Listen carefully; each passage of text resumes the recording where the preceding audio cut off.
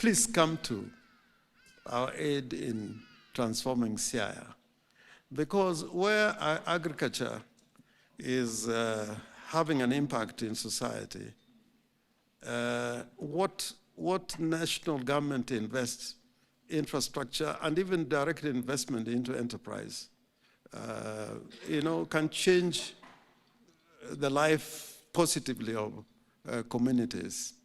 And we believe that if in the agricultural sector, in Siaya, as you have said, their intervention in terms of infrastructure and even in terms of investment, like in cotton, I think Siaya will be doing very well.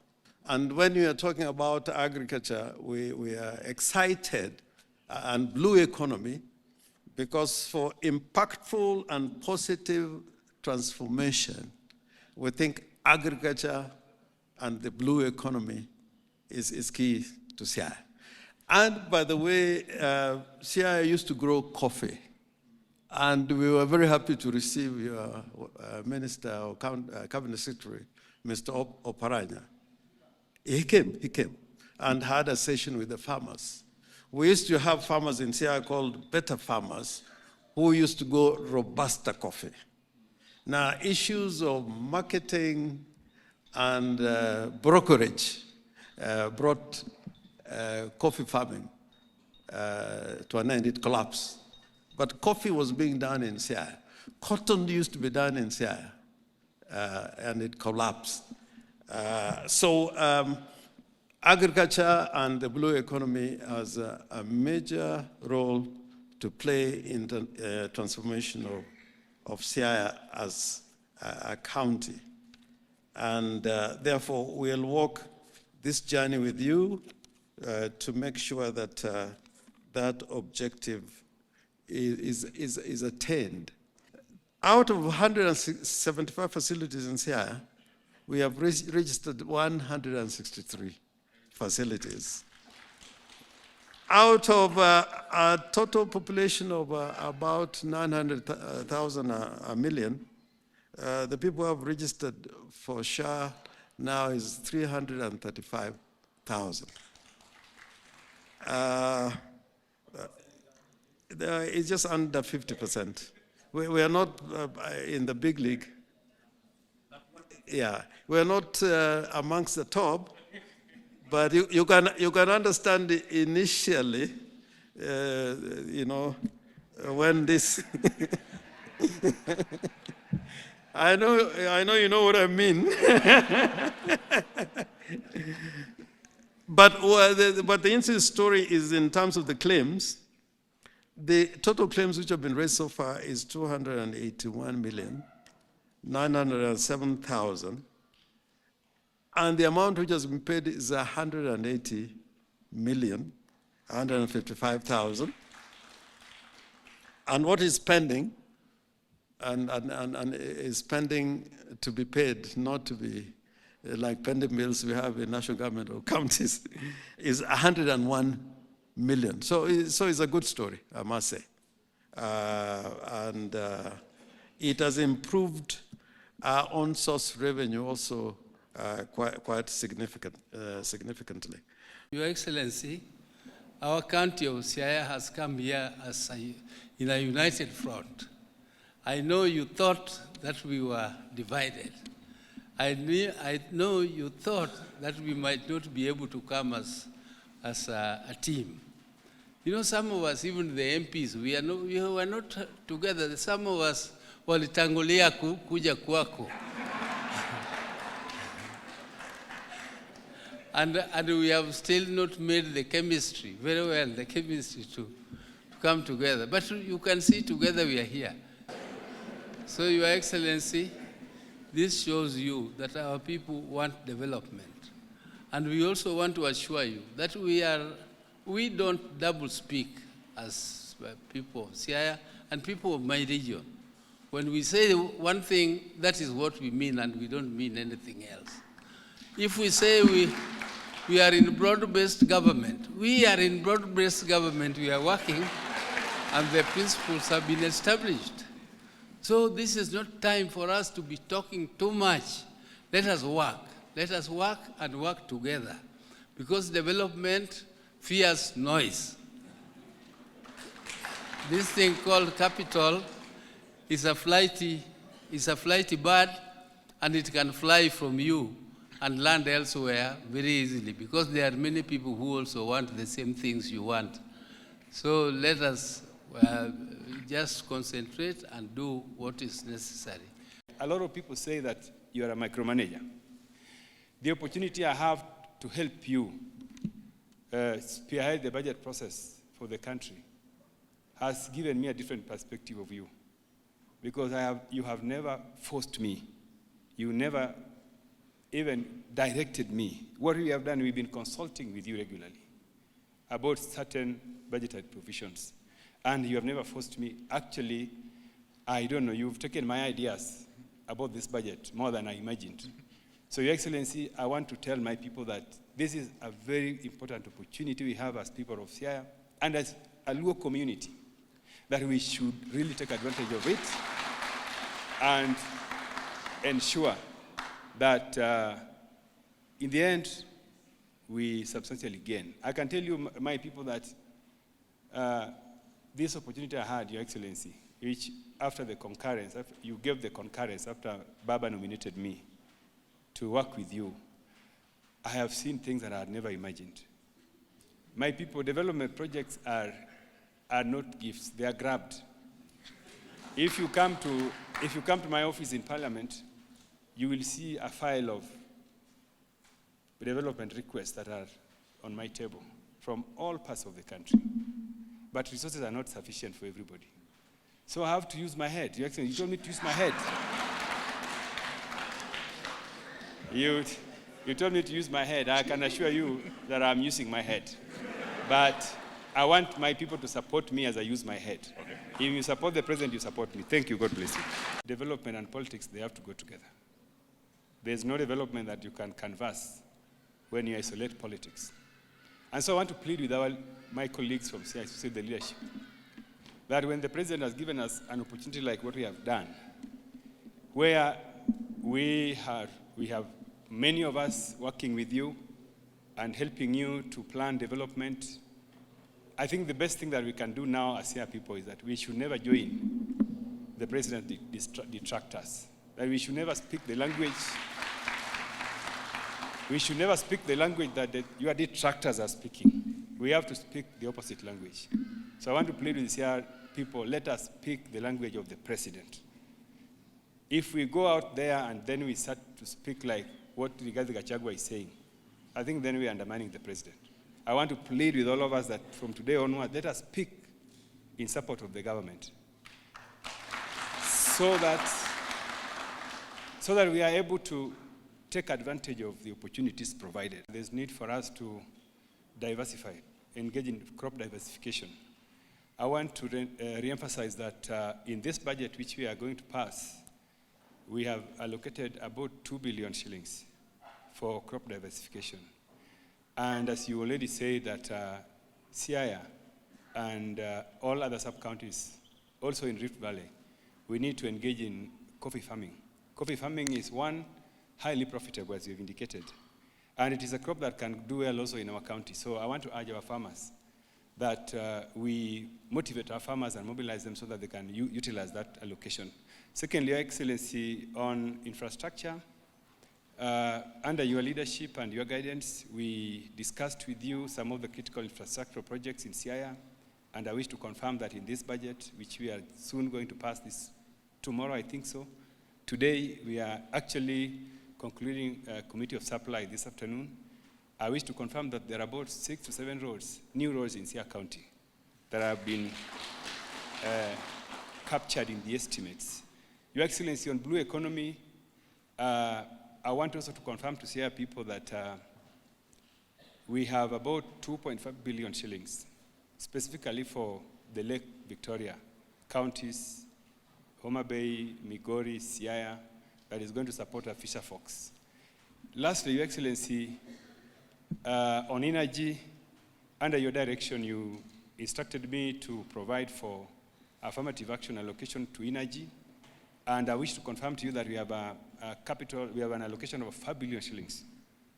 That is just for affirmative action.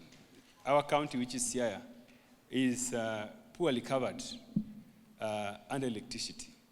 I wanted to plead with Your Excellency that under that allocation, you authorize the minister here that maybe we spend about 1 billion in Siaya only out of that.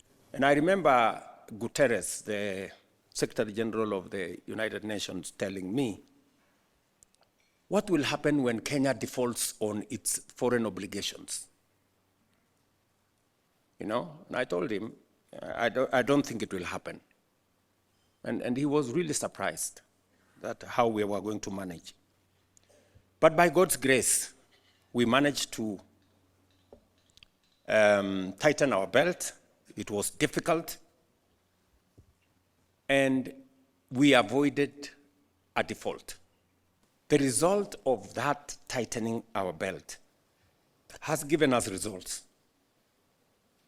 It has given us results. Today, our inflation, which was at 9.6, is at 3.8. That's very bad. Today, the dollar, which was going to 167, has been stable for the last 1 year at 129.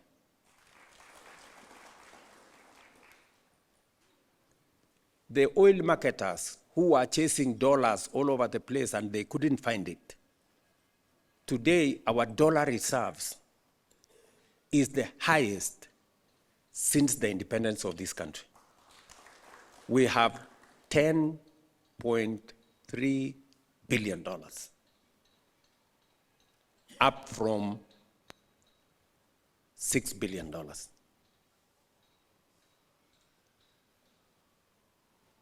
Today, the oil marketers, we have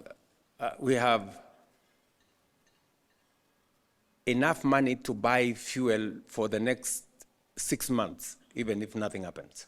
We had to take the steps that we did in agriculture to try and rein in on that space so that we could better support production. And the way to support production was to organize the sector, provide some incentives, reduce the cost of fertilizer, manage the distribution of seeds, and by so doing, I can comfortably report to you that we have moved from producing between 40 and 45 million bags of maize, for example. Last year, we produced 65 million. And by God's grace, this year, we are targeting between 70 and 75 million. Right? That is why you've seen the price of unga come down from 240 to 160, 140, sometimes 120.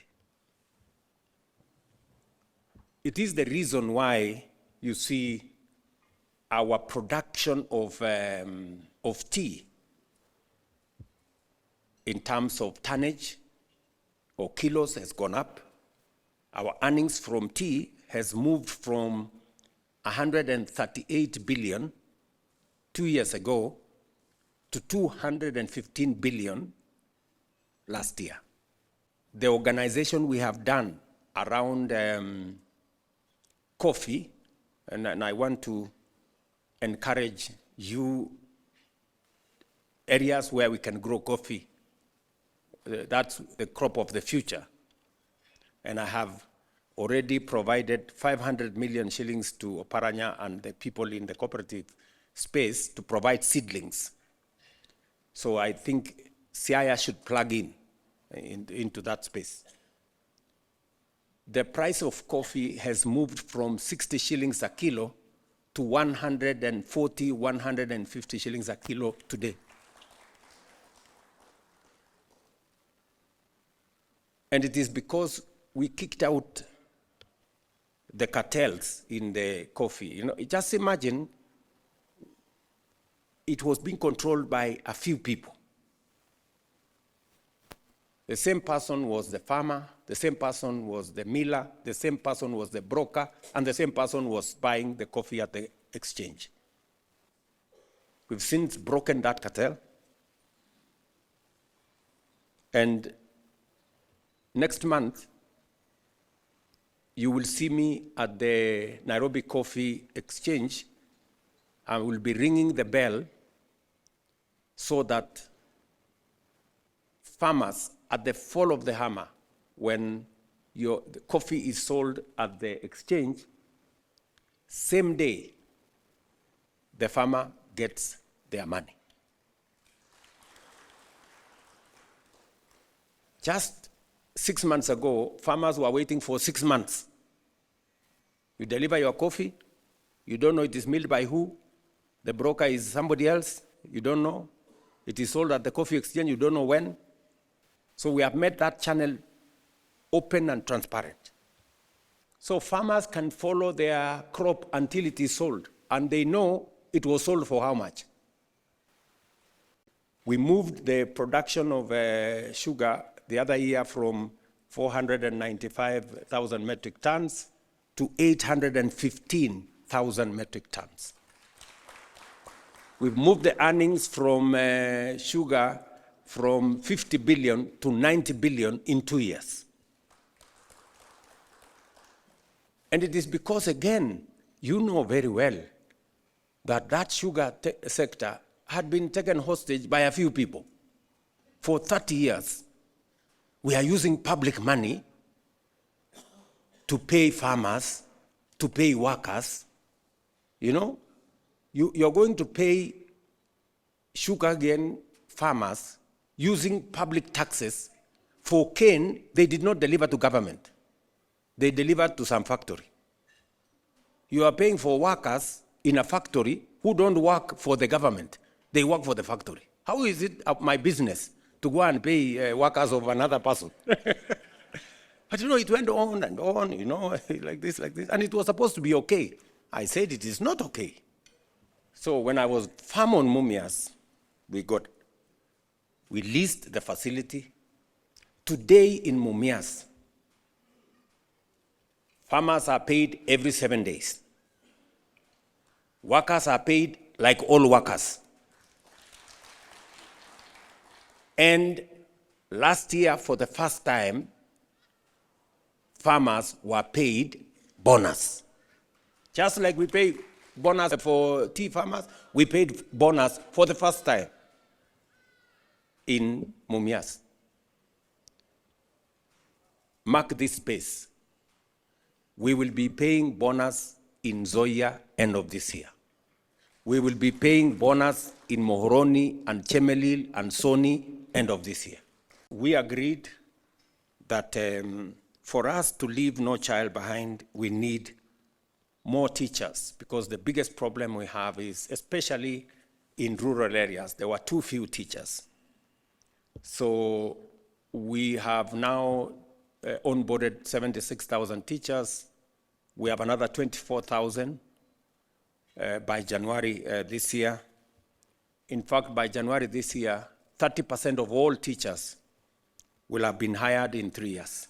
So that, you know, we take command of that space. We have also the student-centered funding model that looks at the ability of every student to learn.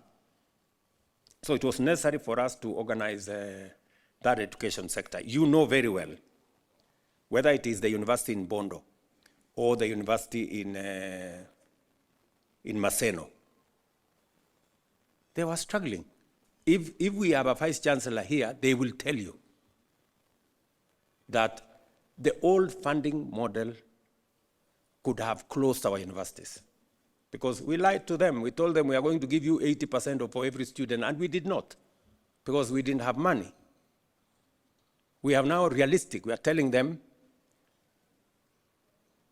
for students who come from vulnerable families, we are giving you 90% scholarship. The parents pay the balance. The student of Orengo and myself, we get 30% scholarship. We pay for the rest, and we give loan for the rest. I mean, it just makes sense. Because my child, I was paying 200,000 in a private school every term. I am being asked to pay 40,000 for a year in the university. Is that too much to ask, really? The housing levy is changing the landscape of our country. I was in Kisumu with Baba last week. Go to Lumumba in Kisumu and see. Just go to Lumumba. Just stand there and see. And those are only 2,400 units. I launched Lumumba in Kisumu 10 months ago. We now have 15 blocks that are on 9th floor going to 16th floor. 9th floor already in 10 months. Yeah? Anywhere, go to any town in Kenya, from Nairobi to Mombasa, to Mandera, to Wajir, to Eldoret, anywhere, any town, the largest housing estate today is affordable housing. We have 250,000 young people working. And that number is going to increase, can only increase. And we are using the same fund to do institutional housing, to do hostels for our children in TVETs and universities, to do markets, and it is transforming Kenya. Many people keep telling me, oh, you see, this man, mepeleka watoto wetu kwa mjengo, mbona asipeleke watoto yake kwa mjengo? Where are architects supposed to work? Quantity surveyors, what is their station of work? Artisans, electricians, masons, steel fixers. Are they going to fix the steel in the office? So they have to go to the mjengo. I mean, surely. There is no other place for these people to work. You can go to the university and learn a degree, or go to a TVET and obtain a higher diploma or a diploma or whatever, a certificate, but it will be useless until you get to a mjengo. You know, that's the workstation for all these professionals. So I am very proud of what is happening in that space. Apart from hiring, giving an opportunity for people to work, we are transforming lives. We are giving people dignity. Our target in Siaya is, we have identified places to build 13,000 housing units. We already have the first site is the one I came and launched. We have now another 5 sites that we have advertised. And we have advertised a total of 4,000 units, 4,000 housing units in Siaya. We have advertised 1,000 units in Bondo. We have advertised in Ukwala.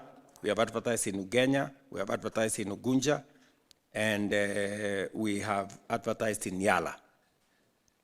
Those are already advertised, a total of 4,000 units. And we're going to spend about 8 billion shillings to build those housing units. We have, in every constituency, we have identified at least one TVET, KMTC, or university. Just specifically, the university in Bondo, we are building hostels for 2,400 students in Bondo University, already advertised.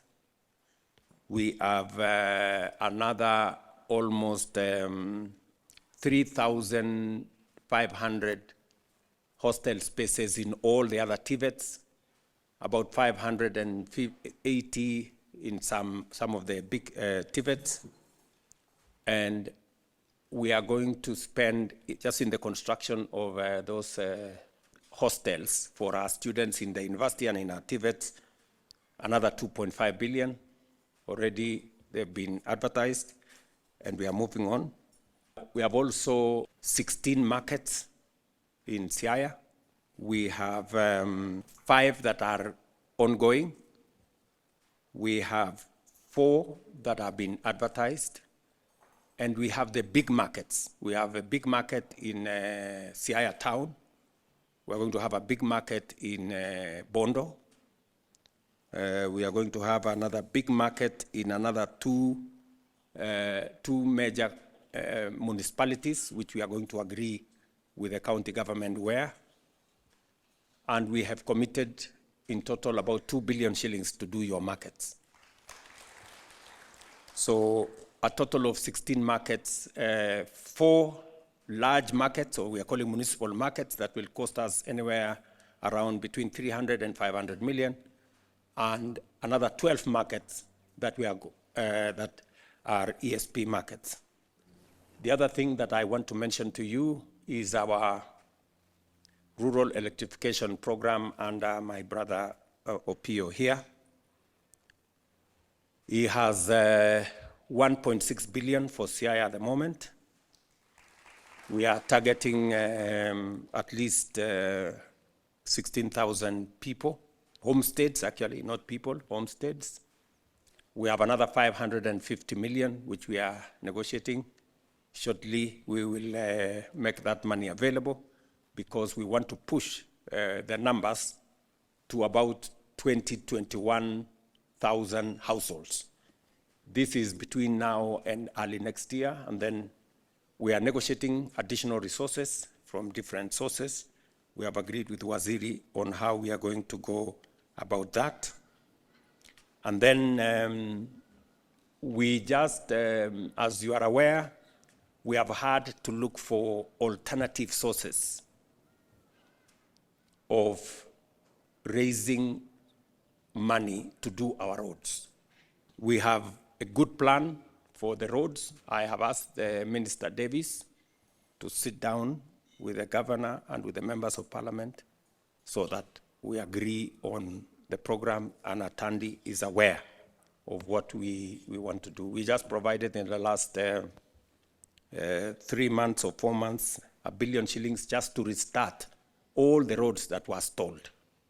So we have paid many of the contractors that are stalled. They are coming back to work, but now in this budget, we are going to see how to make sure that there is some affirmative action on making sure that those roads are done. It was also necessary to look at the interventions in the blue economy, as I said when I was in Homa Bay.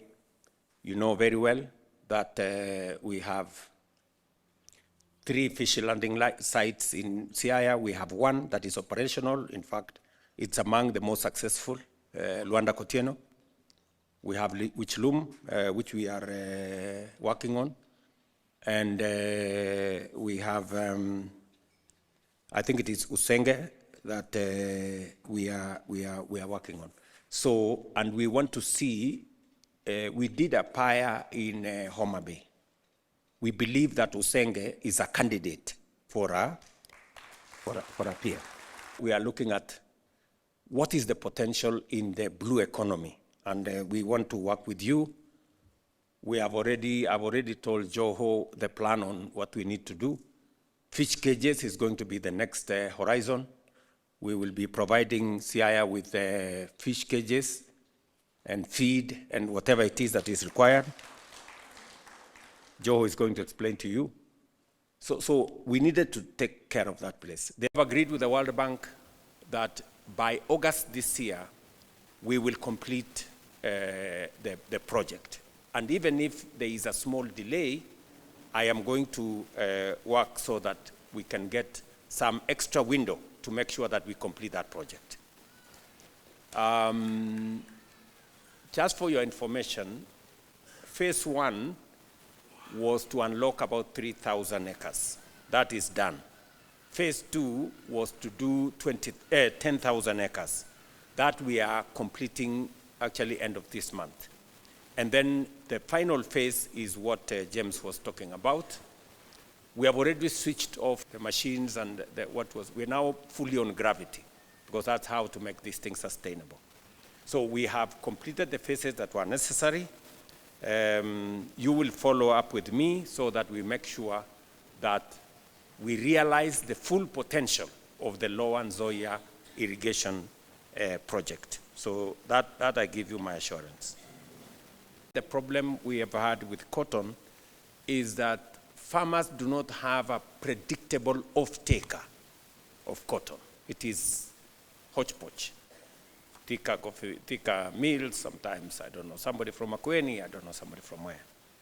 So we have decided to work with Afri-Exim Bank, and they have agreed to invest initially 20 billion shillings in our cotton sector. So as a start, we have leased Rivertex to a partner of our Afri-Exim Bank. We have concluded the leasing program. We are going to hand over Rivertex to them end of this month. Them that they are going to invest in cotton infrastructure, including ginneries. So the ginnery Jim has mentioned in Siaya, I want to tell you that maybe the government of Kenya may not invest money, but we have now an investor who is going to do the ginnery in your county. So we are going to work together in that space, and we are going to make sure that cotton farming, I sent my team to Benin and to Togo, where Afri-Exim is doing that whole ecosystem of cotton.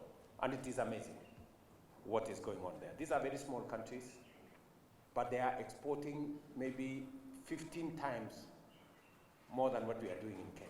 So we have a real opportunity in cotton, and I just want to give you that assurance. And I will make sure that the ministry mainstreams Siaya, Busia, and all the other counties that formerly were cotton growing, all the way to Kisumu, and make sure that we get that space occupied properly.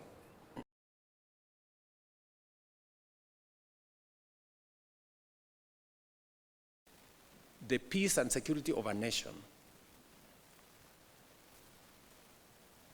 is what underpins any development in a nation. And therefore, the stability of Kenya is paramount. Just because of the problems we had last year, our taxes, which normally grow at, on average, 6, 7, 8, 9%, for half of the year last year, it was growing at 4%. It is just from January this year that it went to 8, 9, and now we are at almost 10%. So instability destroys a nation. And that is why this broad-based government is God-sent. It is what we need to move Kenya forward. Because some of the decisions we are making are so difficult. For example, we would not have done the leasing of our sugar mills, something we have been trying since I was Minister for Higher Education, since I was Minister for Agriculture in 2009. But it became possible because of broad-based. Because there is nobody now to go and, but the characters who try to go and look for Baba to tell them, oh, you see, there is a problem. Baba told them, no, no, no, no.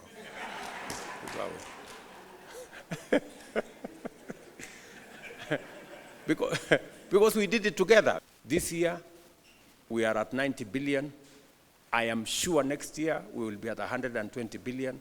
In 5 years, we will be getting as much money from sugar as we are getting from tea. And part of the reason why we have poverty in some areas is because if the cash crops that are supposed to be putting money in people's pockets are underperforming, then you end up with many people engaging in an enterprise that is not putting money in their pockets. It is the reason why sugarcane must put money in people's pocket. Cotton, rice, And that's the reason why we are saying coffee, you know, so that we engage people in meaningful agriculture that is going to, James, you are right that we need to sort out agriculture so that we sort out the economy at the base. So that is important for us, and that is why I am saying this broad-based government is God-sent. It is the right thing. It is the instrument that is going to give us the political goodwill to carry some of the most transformative decisions